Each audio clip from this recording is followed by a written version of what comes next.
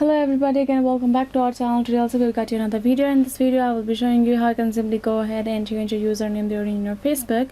But before we start with our video, please do make sure to like our video, subscribe our channel, and yes, without any further delay we will simply go ahead and step into our video. So if you want to do so, first of all, go open your Facebook app, go to Facebook, tap on this profile icon with three horizontal line on top right corner, tap on the settings icon above, and then you will scroll down and find this Meta Account Center. Go ahead, tap on it. Now we'll see the accounts and the profiles that are connected. So as you can see, I have this profile. Simply tap on this profiles option and I will choose my Facebook. Now you can see this username option given right there, right? And the second option, go ahead, tap on it.